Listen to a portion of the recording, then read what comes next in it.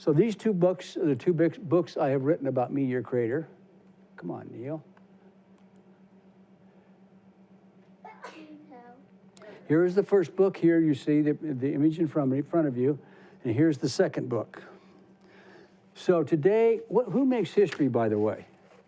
Do rocks make history, or who makes history and writes history? Pretty much anybody who knows something. Anybody who knows something, that is correct. Excellent. Something that would be later in the future counted as. That is exactly right. So who writes history? People write history, don't they? And people tell history, right? So today we're going to be talking about some people associated with the Meteor Crater over the years and some of the history. We're going to talk about astronauts.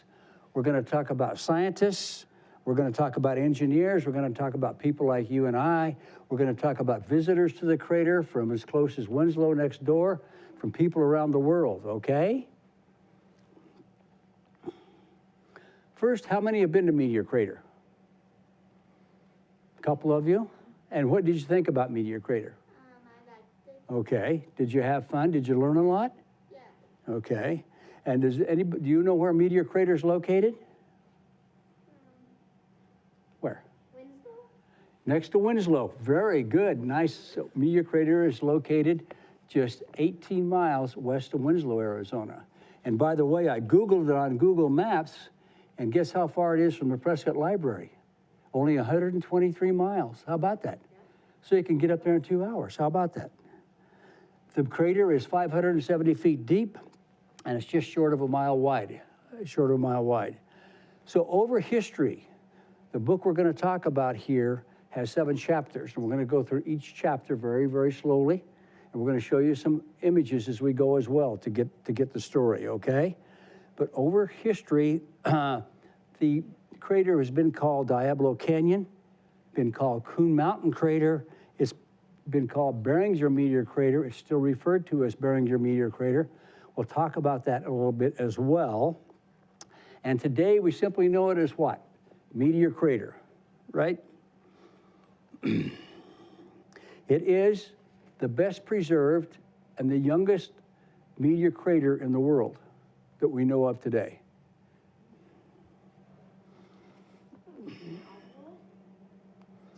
So approximately 50,000 years ago, in the main asteroid belt,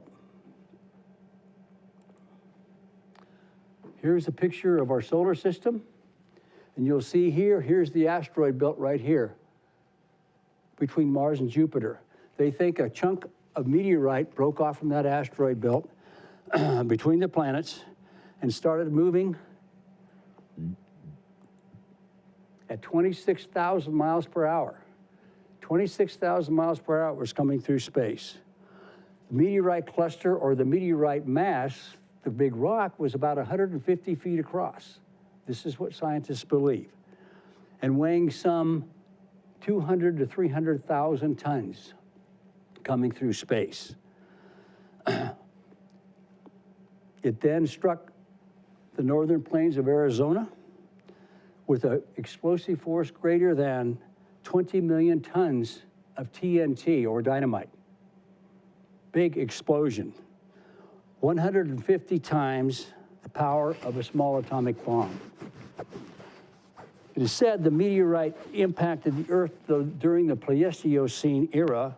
It was about 2.5 million to around 12,000 years ago. And at that time, there was grasslands up in northern Arizona and some wooded areas.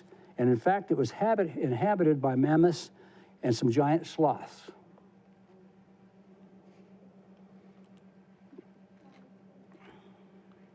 This is a photograph taken from a satellite 400 miles up above the Earth. And you'll see over here, what is this right here? The Meteor Crater, thank you. That is correct. So that's filmed from 400 miles up by a satellite. This gully here going from south to north is called Diablo Canyon. One of the reasons they used to call it Diablo Crater. And Diablo Canyon, when it has water in it, runs north to the Little Colorado River and into the Colorado River, which runs into the Grand Canyon.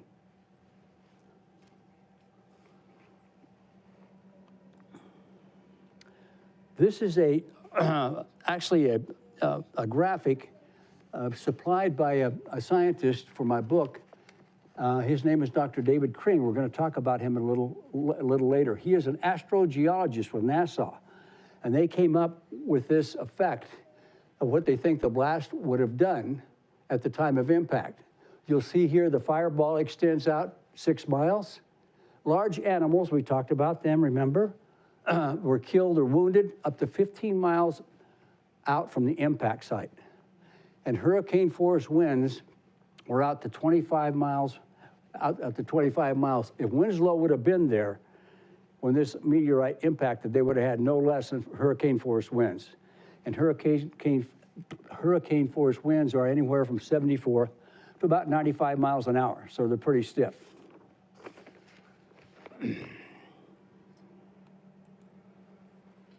Chapter 1 in the book is called The Early Scientist, a gentleman by the name of Beringer, and some controversy going on. When the scientists started looking at the crater back in the 1800s, a couple hundred years ago, they thought it might possibly be an impact crater. A lot of scientists, however, thought it was caused by a volcanic explosion. One of those scientists was called G.K. or Grove Carl Gilbert. He was a highly respected scientist at that time. He was the #1 scientist in this country. So he put an expedition together, came out to the Meteor crater. He wanted to test 2 thoughts. 1, was it an impact crater? Or 2, was it a volcanic explosion? This is a picture of Mr. Gilbert here. So he came out, he checked it out, and for some unknown reason, even with small meteorite pieces and parts and rocks around the crater rim, he came up with the solution that it was in fact a volcanic explosion. Never an explanation for that. To give you an idea of the power of the impact, this is a limestone ejected rock up here weighing several hundred tons on the east side of the Meteor crater.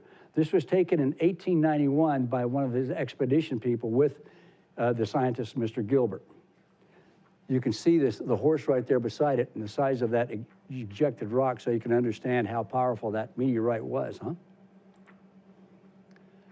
Here's I don't know who that guy is standing by here, but this is this picture was taken by my wife when we were given permission to walk around, to hike around the Meteor crater for photo opportunities and for the book.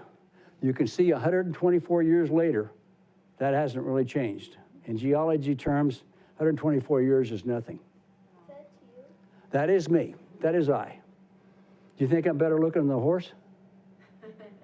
Don't answer that. So along comes this guy. Thank you. Along comes this gentleman by the name of Daniel Beringer. Remember, we called it Beringer Meteor Crater at one time. He was a wealthy Philadelphia mining engineer, and he was also an attorney, and he made a lot of money mining some of the areas out here in the West. So he became aware of the existence of the crater in 1902, and he put together a team, and he got some investors, and he invested in a drilling company, a mining company called Standard Iron Company. And he brought those people out there, and they started drilling for the meteorite mass. They first started down on the floor of the crater and ultimately moved down to the southwest corner of the crater up on the rim. At the same time, Mr. Beringer applied for what they call a patent or a lease or purchase of the land with the Bureau of Land Management. They granted him that wish. The Meteor crater is still privately owned by the Beringer family. It is not a state park. It is not a national park, okay? It is owned by the Beringer Company. So he purchased that. He owns the Meteor crater, the whole, and he owns 2 Mile Island around the crater. Mr. Beringer and his teams drilled for a number of years. Unfortunately, they never found the meteorite mass. They never found it. And a couple of their diamond drill bits, which are very, very strong and hard, hit some substance below the surface a number of times. They broke the drill bits. They ran out of money, and they ceased drilling, okay? And the Beringer family, and then ultimately, Mr. Beringer, soon after that, had a massive heart attack and died. But he was responsible for really starting to look for that meteorite they think is still underneath the Meteor crater.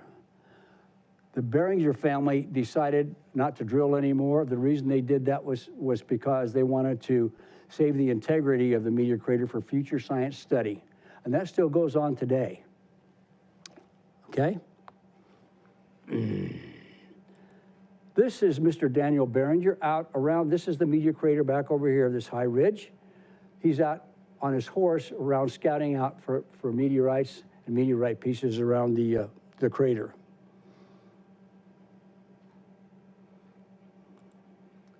This is an early working camp thought to be one of Mr. Beringer's camps. This is also thought to be on the northwest corner of the Meteor crater. There's a couple of buildings here. They think the drillers probably lived here. May have been a cafeteria there and perhaps an equipment building. Chapter 2 in the book is called the Bar-T-Bar Connection. We should call it the Bar-T-Bar Ranch Connection. And the reason for that is back in the 1930s, the Beringer family, along with a big ranching family here in Arizona called the Chilsons, they were big ranchers in northern Arizona, got together and became partners. The Chilsons bought 100,000 acres of ranch land up in northern Arizona, and guess what was up in the middle of that ranch land? Meteor crater. So they became partners, and the Chilsons ended up taking care of the crater. They had an agreement. They became managers of the crater, and they also became custodians of the crater.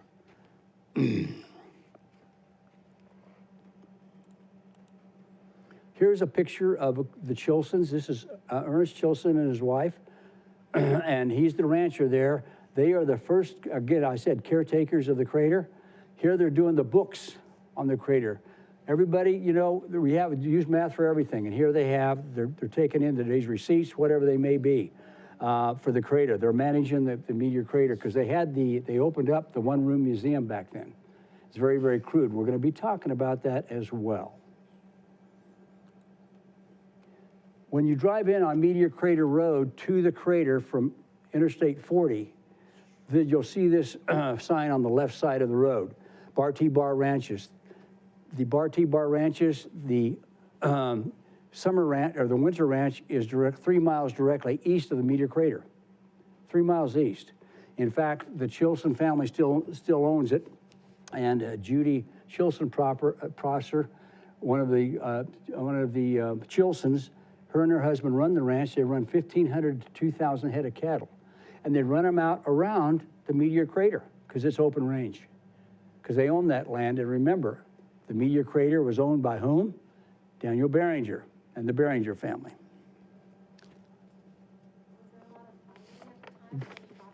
I'm sorry? Was there a lot of fighting at the time for the properties? Was there a lot of fighting at the time for the property?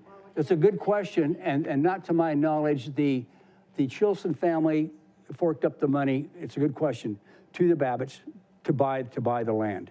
Babbitts owned a lot of land, they still do, back then, and it was as I understand it, it was a pretty clean deal. Oh. Good question. Thank you for asking that.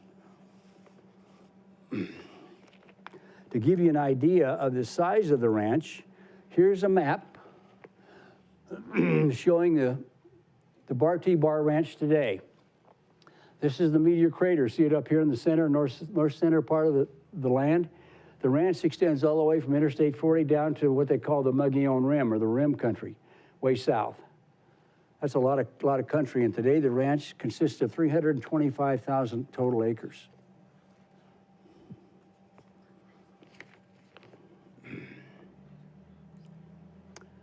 Chapter 3, early stewards of the crater. We're going to talk about people again. Remember, people are associated with the crater. They write the history. We could call it early caretakers of the crater as well. A family by the name of Gogling, it's kind of hard to pronounce, but Walter Gogling was a mining engineer. And he and his family, he was offered a job at Meteor Crater to come out and work on the drill platforms. So he brought his family, he brought his wife, two young women, and a son. And they actually lived at the Meteor Crater on the south side. There were quarters down there. There were very, very crude, small homes and that sort of thing, but that's where they lived. And he worked on the drilling crew. It was during that time that the Gogling family, that Walter and his family also signed a lease, now this was earlier, with the Meteor Crater to run the one-room museum. We're going to talk about that a little later as well. So he not only drilled, but they also, if tourists would drive the 6 miles from old Route 66 down to the crater, they would take them into the museum, explain a little bit about the meteor crater and the meteorites, then take them out for a short walk around the rim. He was part of the crew when the drill bits broke. We talked about it a little earlier, and they ceased drilling. This is an old logbook made in 1932, so you have to go back, way, way back, almost 100 years here. And you can see they've entered, these are the workers on the drill platform. Okay, they worked 8 hours a day. This is in May, and they made $3 a day to do that work. $3 a day. What do you think about that? What's that the one? This is another log book, or they use a time book. This is for for sales of meteorites and postcards at the old museum.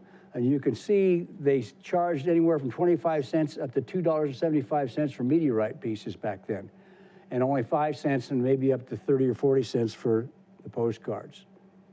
More value. Yes. This photograph here of the building on our right is the original one-room museum up in Meteor Crater, okay? And if you look here very closely, you'll see these big rocks that were ejected from the Meteor Crater on impact, and those rocks are the size of that house.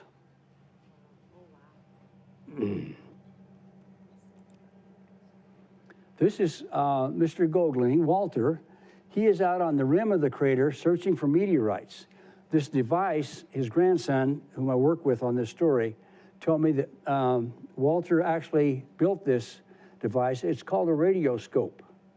And it had some batteries and had a magnet, and he would walk along, and if he detected any metal, and the meteorite is made up of iron and nickel.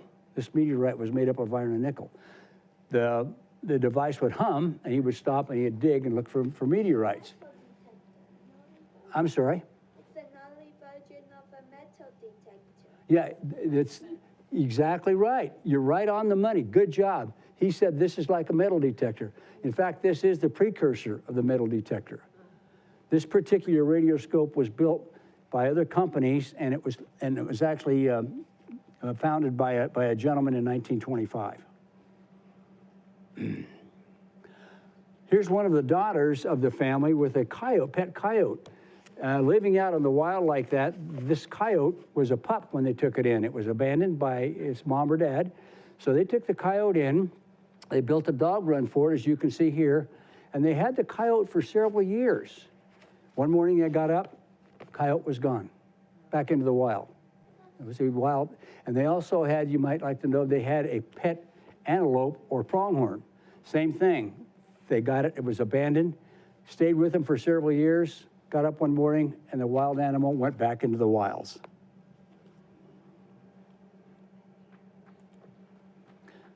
This is another working camp that Walter worked on. This is on the southwest rim of the crater.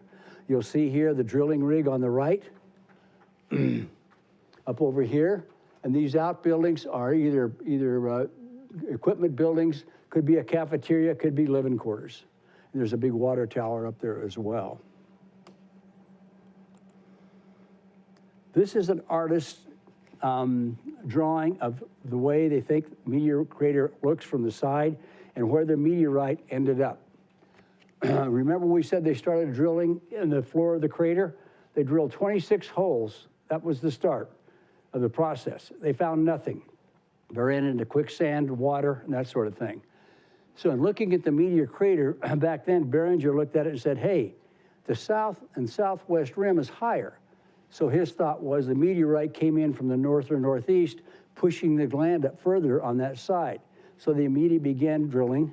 And as we said a couple of times, they hit a meteorite mass down here somewhere, and it broke the drill bits. And you know the rest of the history of that.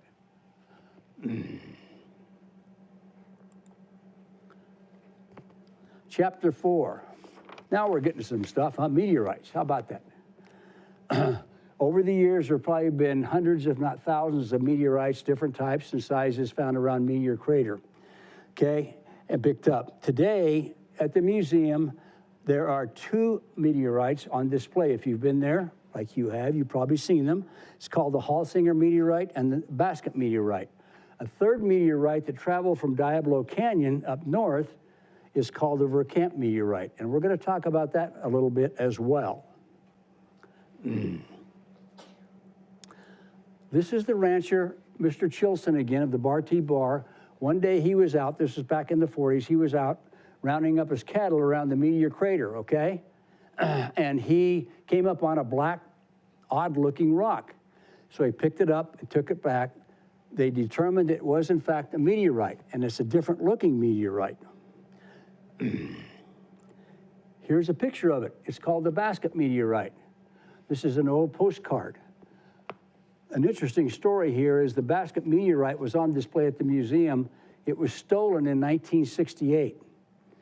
It was, however, returned with the help of one of the scientists back east, returned to the Meteor crater in the 2000, I think it was 2008 or 2009. So it's back there on display, okay? Do you know who stole it? I'm sorry? Do you know who stole it? They do not know who stole it. That's a good question. Who stole the meteorite? Excellent question. They do not know who stole it. Nobody ever...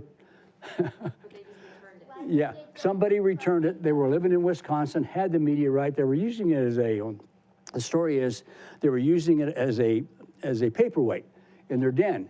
And they started looking at it. They started going to the museums, and to find out if maybe it was a meteorite. They determined it was, and with the help of a scientist, astrogeologist back there at the University of Chicago named Dr. Paul Superior, they determined it was a missing meteorite.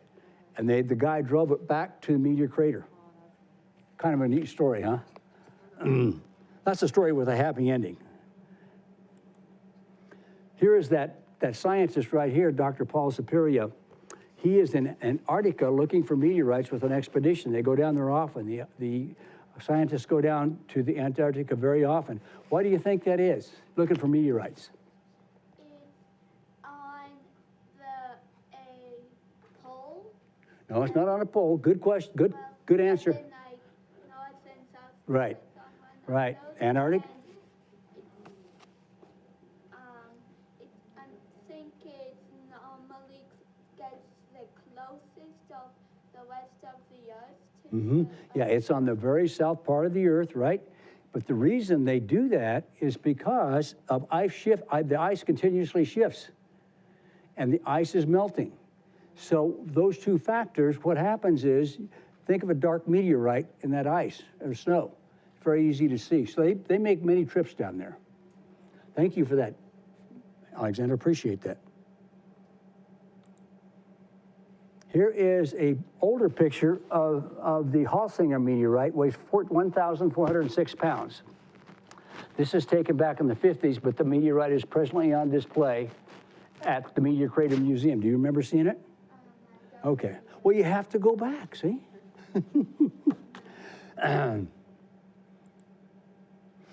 This is the Verkamp meteorite. I talked about it very quickly. The Verkamp family had a trading post up on the south rim of the Grand Canyon in the early 1900s. And they think this meteorite came up on horseback from a cowboy, and he actually gave it to the Verkamps for their trading post. They displayed this meteorite in front and inside their trading post for years. They closed down the trading post in 2008, donated the Verkamp meteorite to Lowell Observatory. Everybody know about Lowell Observatory? Got telescopes up there. They partner with Meteor Crater a lot. So that's where that is. And here is a picture of the unveiling of the meteorite, the Verkant meteorite. That weighs 535 pounds, by the way. Okay.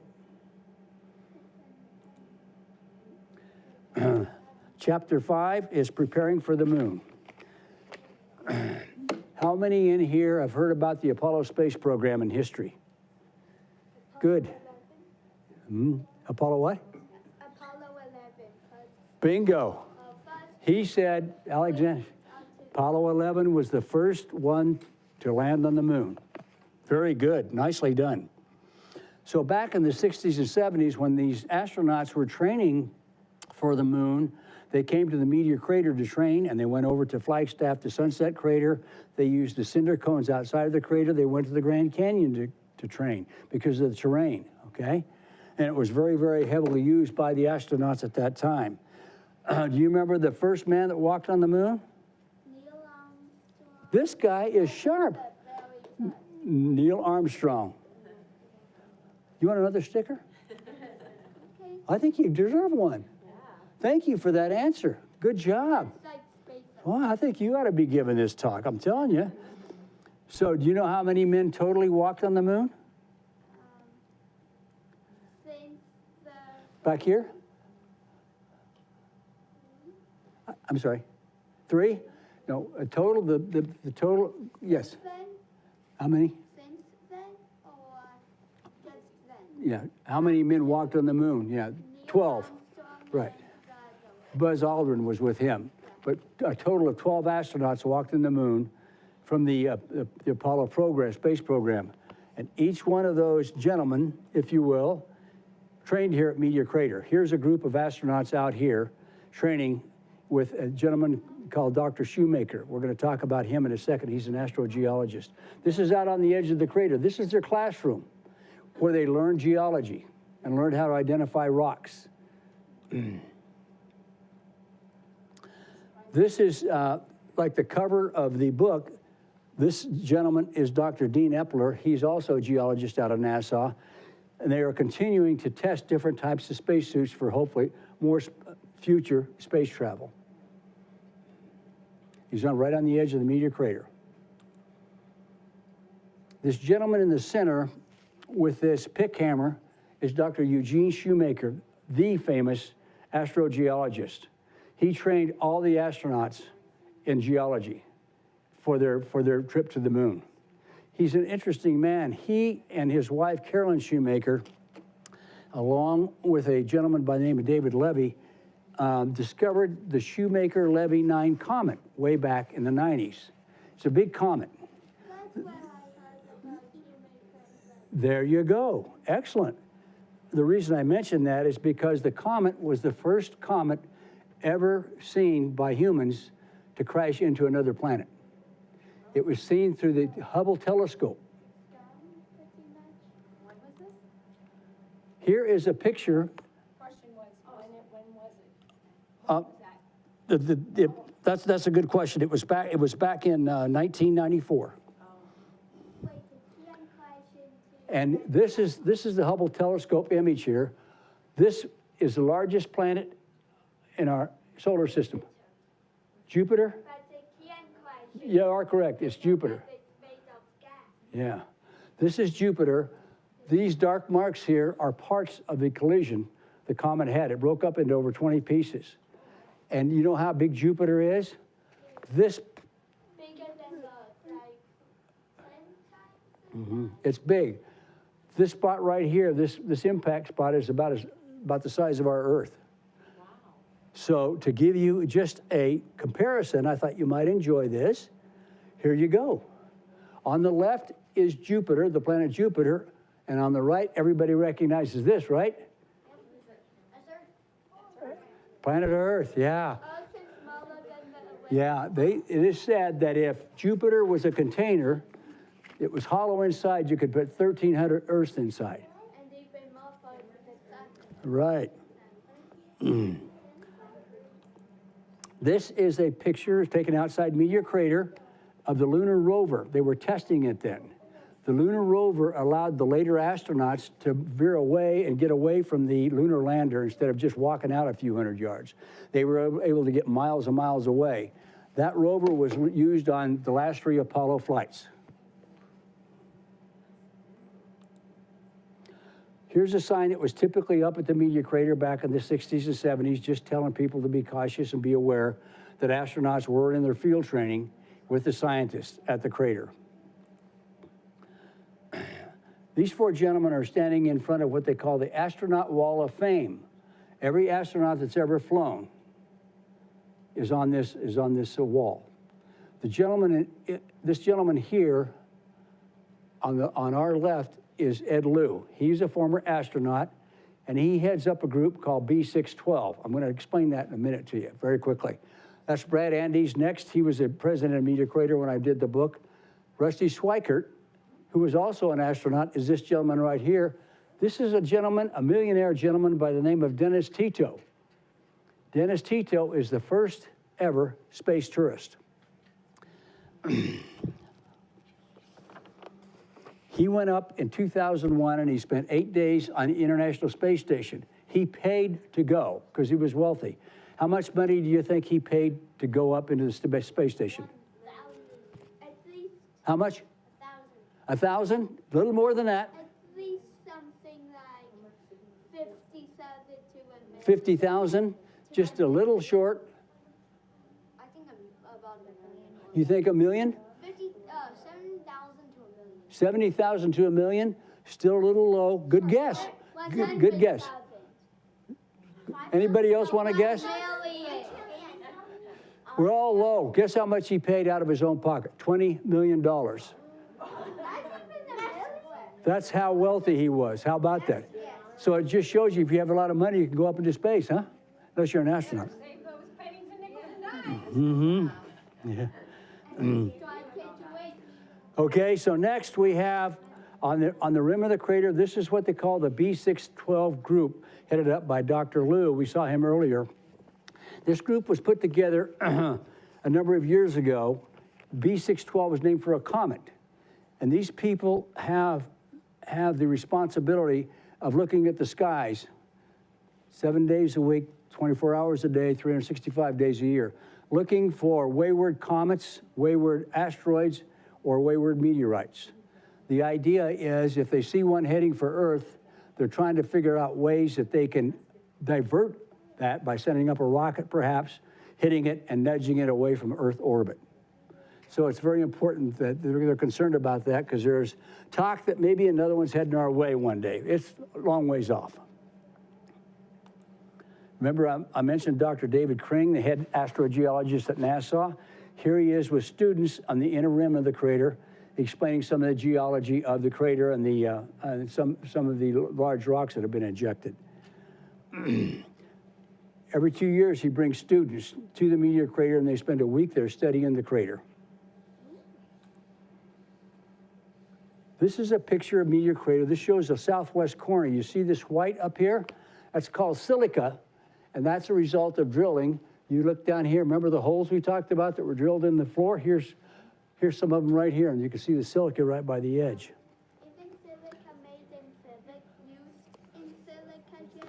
I'm sorry? Isn't silica something like the main thing in silica gel? Silica gel, yeah, silica, that's a good question. This guy's sharp. Man, oh man, I'm gonna, I like it one. would you like to help me do some future shows, or? No, thank you. You're very, thank you for that. Very good, absolutely, well done. So that's the southwest corner of the Meteor crater where they drilled before they stopped all drilling. We call this a look-alike crater. Okay, this crater is estimated to be a little over a mile and a half, a half mile wide. Remember, a Meteor crater is just short of a mile wide. But look at the likenesses of the crater, how much they look alike. So where do you think this crater is located? Anybody guess? It's located on the planet Mars. Oh, How about that? Looks just like it, doesn't it? yeah, not that the big thing. Mm-hmm. Chapter 6, we're going to go through this chapter pretty quickly as well. It's visitors from next door and around the world. Every year, Meteor Crater is visited by over 250,000 people. That's 250,000 people. They come from as close as Winslow next door to countries all around the globe. Everybody know where Meteor Crater is located now, right? Here's an early map. Who said that? Well done, well done. And Winslow, it's 18 miles west of Winslow. And here's a map, early map showing the location of the Meteor Crater. This map was made back in the 50s or 60s because we had no interstates yet. This was made before Interstate 40, Interstate 10, and Interstate 17. So it's real old. Here's a clever sign, one of the clever signs you'll pass when you drive in on Meteor Crater Road to the crater. If you're driving a car, you have to go 50 or less. And they do enforce that because it's open range for the cattle, bar-T-bar cattle. However, if you're on a Meteor, you can go 26,000 miles an hour. And be burned. How about that? You can get there real quick, couldn't you? Want you to be burned Yeah. because of that. So I've got a question for you. 26,000 miles an hour was the speed of this meteorite coming in. How long do you think it would take traveling at that speed to get from New York to Los Angeles? Like 2 seconds. 2 seconds. More 2 like seconds. 1 second, but it's You're a little fast for me. because 2 seconds. Get at the speed of sound. Okay. Yeah. Speed of sound is what, 700 and some miles an hour? Yeah. So it takes, according to calculations, it takes just under 7 minutes. So if you hopped on an airplane and it traveled 26,000 miles an hour Be burned, though. in Los Angeles, you would be in New York in around 7 minutes. How about that? What do you think this is? Plane crash? Bingo. Give that man another sticker. I'll give it. Thank you. This plane crash is at the bottom of the crater. It crashed in 1964. It was on a flight from back east to California. They stopped in Winslow, again, which was just east of there, to fuel up. So they topped it out with fuel. They flew out of Winslow, and then they did a flyover of Meteor Crater. That is no longer allowed, by the way. So the plane got down around the crater and flew around, and when they tried to pull up and get out, they could not make it. So they went back down into the rim of the crater, flew out around the edge, inner edge again, hit the power, went up, the plane stalled, and it crashed. They think the hot, thin air caused the loss of lift, okay, which brought the plane down, and it was full of fuel. The good news is the pilot and co-pilot, the 2 people aboard, were not killed. They were, however, seriously injured. Here is a group of elementary school students from Winslow out on a trip, a field trip. They're standing in front of this photo, in front of the Apollo test capsule. This Apollo test capsule is still at the crater. It's on display. It's the actual size of the Apollo capsules that flew to the moon. And when you go on field trips and you come back from field trips, what do you have to do in class? You have to write a paper on it, right? For the teacher, they give you an assignment and you write a paper on it. He said, what? Not always. I did have to write a paper on all the field trips I Okay. went to. Yeah. So you have to write a paper.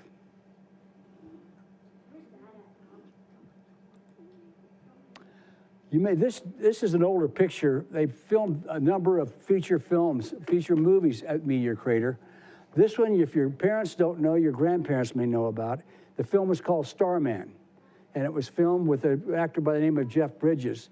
This gentleman in the sweater is Charles Martin Smith. He was a big actor back in the 60s and 70s and 80s. Okay, he played a scientist searching for the alien coming across the country that was going to meet his mothership at the Meteor Crater and take him home. That's the gist of it. Starman. If you haven't seen it, it's a lot of fun. It's very good. It's Yeah, very good. yeah. Yeah, she's my big critic, so if she likes it, it's got to be good. Yeah. But check with your folks, your grandparents. They'll probably be able to tell you about it.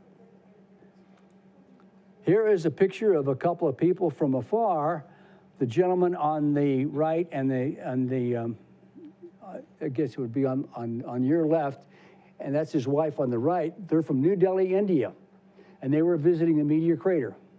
And that is yours truly in the center. I was on one of the tours interviewing visitors. This was a sign that was often posted in the 60s and 70s when they allowed you to hike around the rim trail like my wife and I did. You can't do that anymore. And you can't hike down to the bottom anymore. I used to do that as a kid growing up. You can't do that anymore. The reason for that is two. One is accidents. We're concerned about accidents. And two is to preserve the crater for future science study.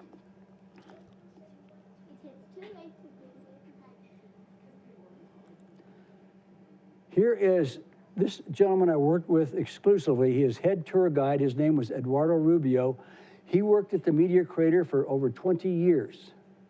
And he was the head guide. He was one of the best guides around. He is standing here with the Halsinger meteorite as it sits right now in the museum, talking to some visitors that just came in, and he's going to take them out on a rim tour. You might like to know that they have apartments at the crater for employees. And most of the guides live in those apartments. They provide them. They started out with 4. We'll see them in a picture in a minute. And they've added 2 of those apartments over time. So the people who work there have the option of living in these apartments at a reduced rate. And they're very nice apartments. I've been in one. Are they dangerous because of the silica and all? No. That's a good question. No. As far as I know, that's a good question. I have not been told they're dangerous. And I really never asked that, so that's a very good question. Yeah. But most of the silica that was from the mining was on the opposite end of the crater. It's on the southwest corner where you saw that white, and then, of course, down below in the bottom. But that's a good question. Thank you for asking that.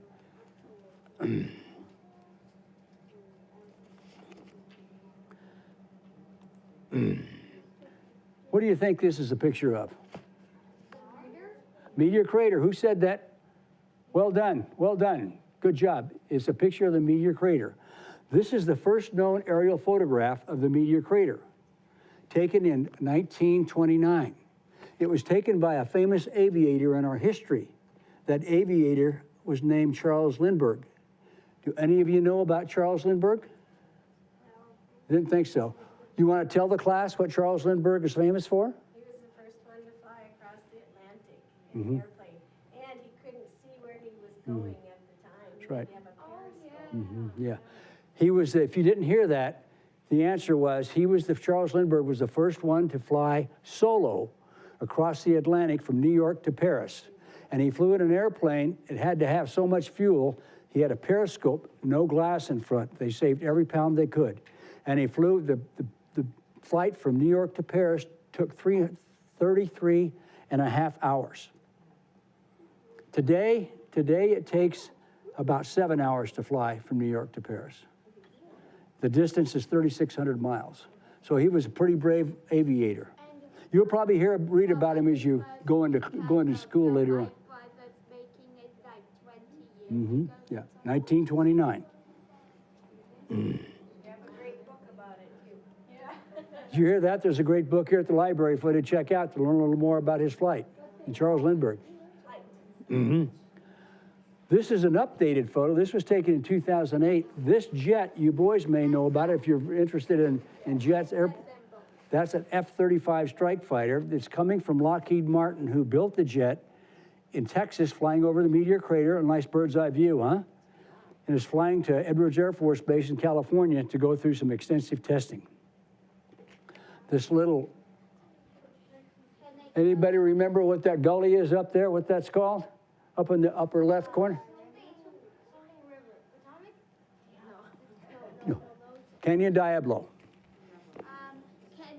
Is that able to go at least the speed of Mach 1? Yes, it can. In fact, I saw 2 fly over our house today. They train up here a lot. Yes, they go the speed of sound. The last chapter, yay! Yesterday, today, and tomorrow are museums. We'll buzz through these 2. The first museum, as we stated a little earlier, was built in 1912. Here's the remnants of that museum. This picture, they think, was taken probably in the late 40s, okay, before it collapsed. There's a young tourist out in front of it. This next picture is the remnants of that crater when my wife and I were able to hike the rim of the crater, I took these photographs for the book. This is the remainings of the wall. If you look of the one-room crater, this is on the northwest side of the crater. If you look over here, that is the corner of the museum. This over here is the employee apartments, located on the north side of the rim. This is a picture out of the remaining walls I took directly down into the Meteor crater. This house or old museum was built right on the edge. You take 4 or 5 steps out here, looking right down, you're going straight down. This is the old parking lot. This was thought to be taken in the late 50s or early 60s. Your parents, or I know your grandparents, will know what some of these cars are in this vacant lot. These are now called classic or vintage cars. This is the original, the building is the original 4 apartments for the employees.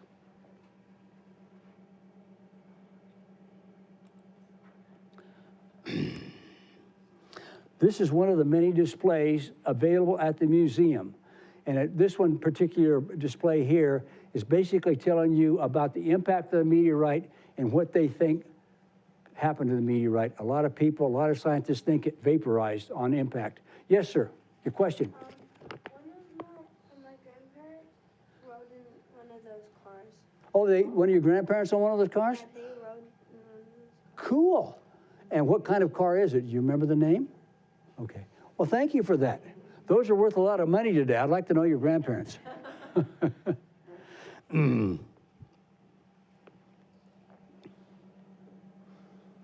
So if you go to see the Meteor crater one day, you'll see all these displays and more there. It's very, very well done. This is a picture of the museum today, and you can see how big it is. This was taken from the Bar T Bar Road looking southwest up at the museum. These are the employee apartments here. This is the ticket entrance down here, and the museum up on top. Yes, sir, I'm sorry. Trying to read it all. I'm sorry? I was trying to read all of what it said. Oh, read that? Okay, I'll tell you what, after this presentation, I'll go over it with you. Will that work? Okay, very good. Thank you very much, Alexander. I appreciate that. Thank you. Here's a different view of the museum taken from when we hiked the rim. This is taken looking northwest across the high plateau. Anybody know what the name of this mountain range is? Northern Arizona? Himalayas right No, now. not the Himalayas. Anybody? Plateau Mountain? No, a plateau is It's right by Flagstaff over here. She's telling the class, listen up, she's telling the class what that is. San Francisco Peak. It's the San Francisco Peaks. And you know, you can take this home to your mom and daddy, your grandma and grandpa. The highest point in the state is this snow-capped peak called Mount Humphreys. It is 12,634 feet. And it's up there. We hiked to the top. We hiked to the top one time, yes. Yeah, 12,464. Yeah. Yeah, we did hike there. I was a bit younger.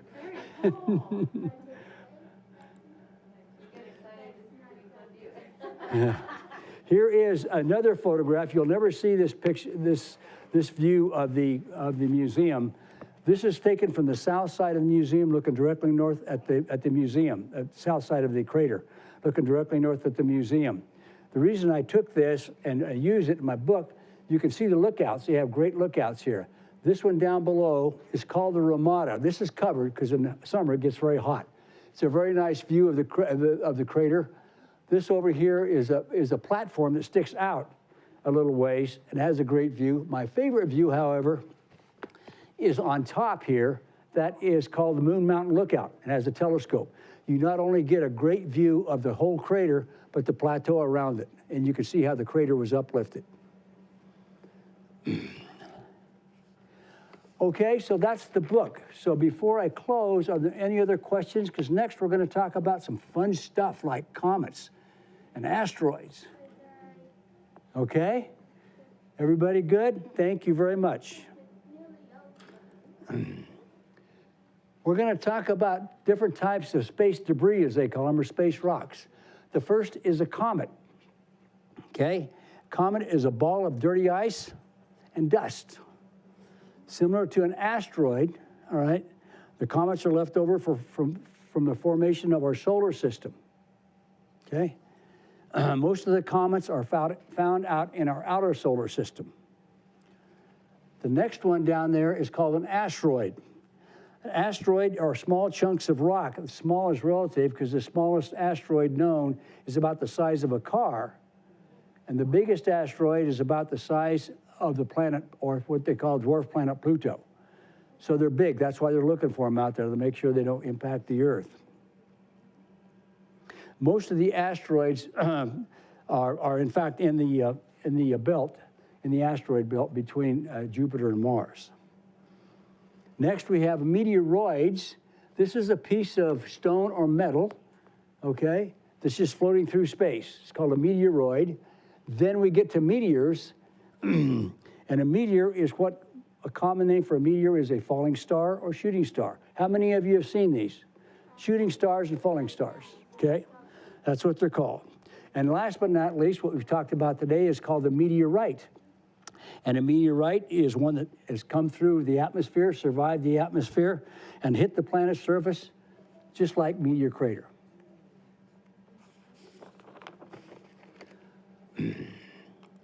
Next, we're going to talk about the 5 largest known meteorite impact craters on Earth, okay? Remember, Meteor Crater is just around a mile wide. And they think the meteorite itself was about 150 feet across. Yes, question? They think that that for scientists who believe a meteorite killed the dinosaurs. Yes. His comment. Explosion, Yes. and, that it would have probably crashed in the ocean. Yes. And had to be at least a mile wide. Mm-hmm. We're going to talk about that. Very, very perceptive.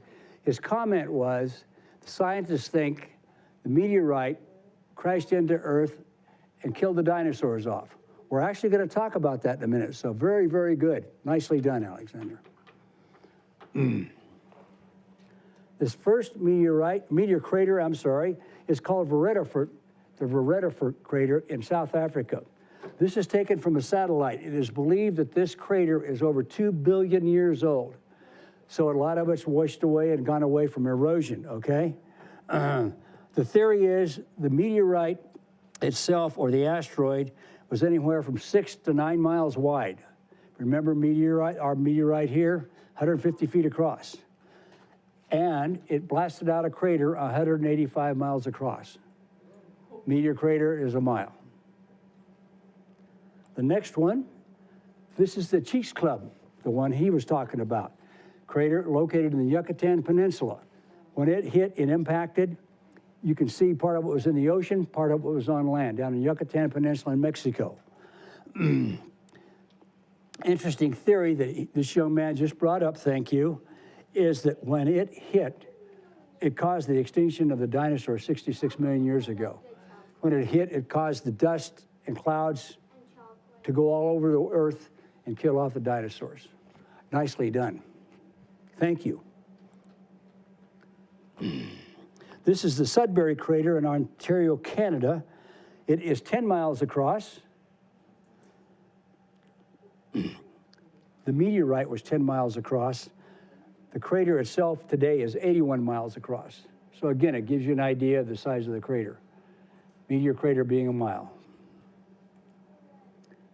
This is the Popogai crater in Russia, taken from a satellite. They think this was around 35 million years ago. They think it was a stony type meteorite, 5 miles wide. At the one time, the crater was 62 miles across. So again, you can see the differences. The last one we're going to talk about is called the McGuinquin crater up in Quebec, Canada. You can see the snow around there. A 3-mile wide asteroid impacted the Earth, making a 60-mile wide crater. Last but not least, the 5 largest meteorites found on Earth to date. The first meteorite is called the Hoba, H-O-B-A meteorite. This is in South Africa. If you notice the shape of this meteorite, it's kind of interesting. It's pretty smooth, number one, and it's square. The theory the scientists have is the meteorite came in at a very shallow angle like skipping a rock across water, and it just kept skipping. This is where it ended up millions of years ago, and that is the display. They have not moved it. It weighs a hefty 65 tons. The next one is called the Cape York meteorite. That was found in Greenland back in the 1800s. It weighs 34 tons. The meteorite was actually brought to New York and is currently at the American Museum of Natural History in New York. Yeah, that's a lot, isn't it? The next one is called the Campo de Cilio meteorite, found in Argentina in 2016. It weighs just short of 34 tons. And we have one more from Argentina, also called the Campo de Cilio, found in 1969. It weighs just short of 32 tons. Last but not least, this is called the Amanati meteorite, found in China back in the late 1800s. It comes in at a paltry or small 31 tons. Okay, any questions? I'm going to leave you. I hope you've enjoyed the presentation and you've learned something today. And yes, sir, question.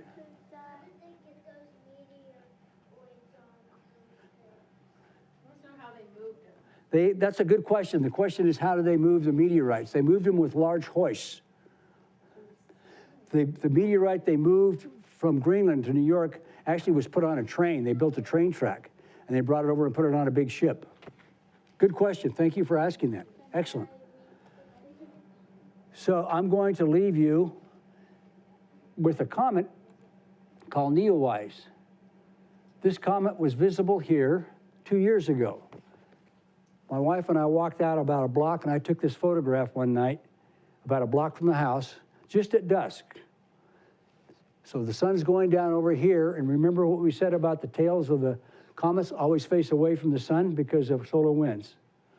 So with that, I'm going to wrap up the talk. I hope you've learned something, and I'll leave you with this thought. Never stop learning. Thank you very much for coming. I appreciate it.